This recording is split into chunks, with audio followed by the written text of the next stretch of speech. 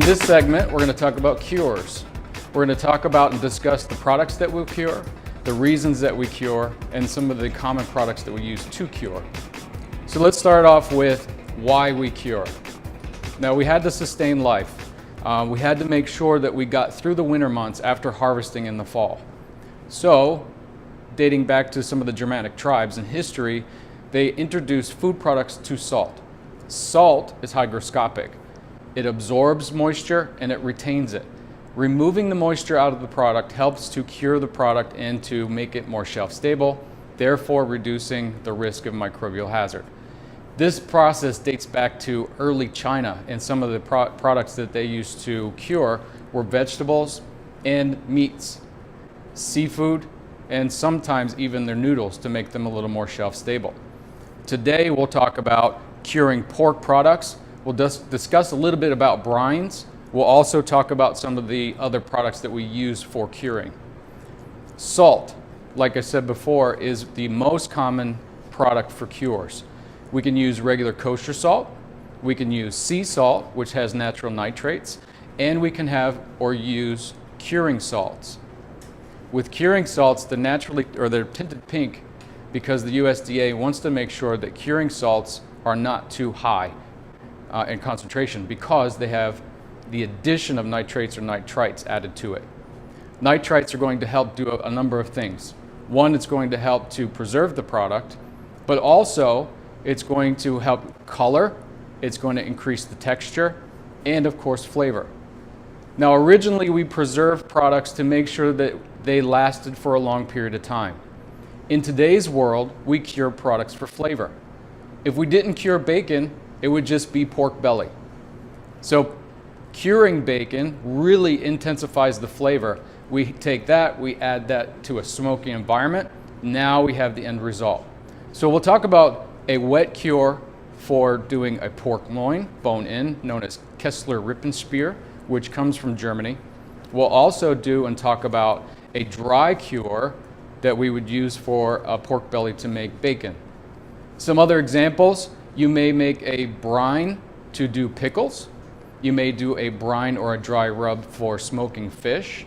You may also do a cure such as Gravelox that's a combination of sugar and salts. Okay? So the first thing we're going to talk about and the first thing we're going to do is make our dry rub for our pork belly.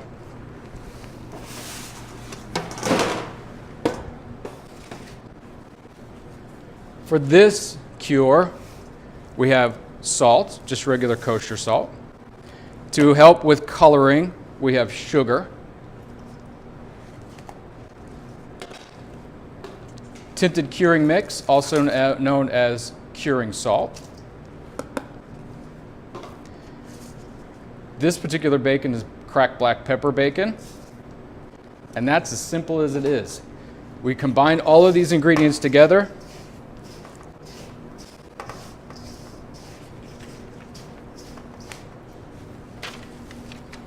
And we're going to rub it onto our fresh pork belly.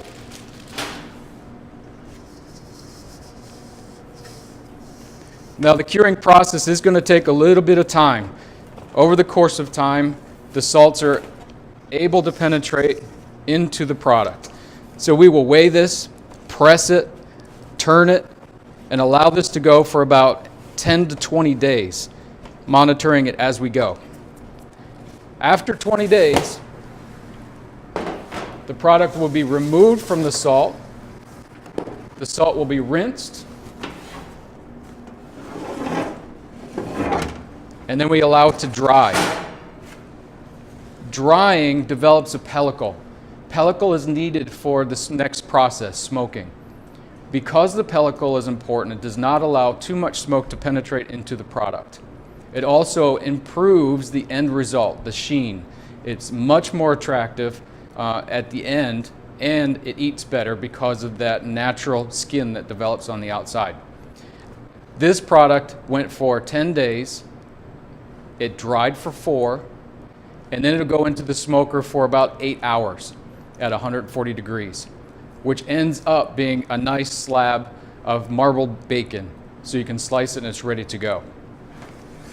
For wet cures, it's exactly the way it sounds.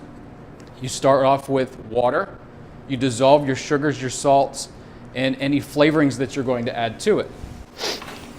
For the Kessler, we're going to go all natural, which means we're not going to use any nitrates, any additional nitrates as curing salts. So we're going to use sea salt, we're going to use sugar again, and then we're going to use a sachet which contains ginger, juniper, fresh thyme, fresh sage, and fresh bay leaf, dissolved all in liquid. Now, because the dissolving liquid has to reach about 120 degrees, to at least 120 degrees to dissolve the salt and the sugar, we have to make it the day before or we have to rush it.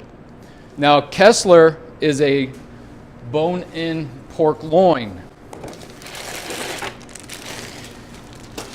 Choose a pork loin that has a nice fat covering, but is also very, very fresh. When you cure any product, it is very, very important to follow sanitation standards.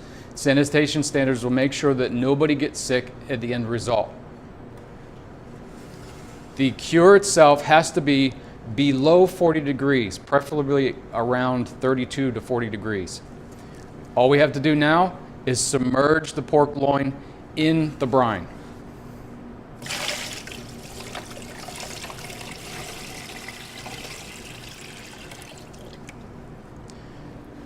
This process, depending on how much you're curing, can go 8 days or it can go 20 days. If it's a larger piece, then it has to do a little bit more time in order for that cure to penetrate. Also, if it's a large muscle, we'll need to inject some of the cure into the muscle meat itself to make sure that the cure is all the way through the muscle. So at the end of this process, we again remove it from the brine, we rinse it in fresh water, we dry it to develop pellicle, and then we send it through the smoking process again. Now, because these are a little bit fatter or a little bit thicker, they go for a longer time. I typically smoke my Kessler and my hams 12 to 18 hours in about 140 to 145 degree smoke. Now, the question may come up, smoking, that's another process and another avenue to cure, but because it's going to be introduced to that temperature danger zone for a long period of time, we need to make sure that it goes through the curing process first. So, at the end, what we end up with is a nice, smoky, bone-in pork loin. Everybody loves bacon. Everybody loves that smoky flavor. And that's as simple as it is. Time, a little bit of knowledge on why we do it, and patience. And you end up with a great cure. Hope it turns out great.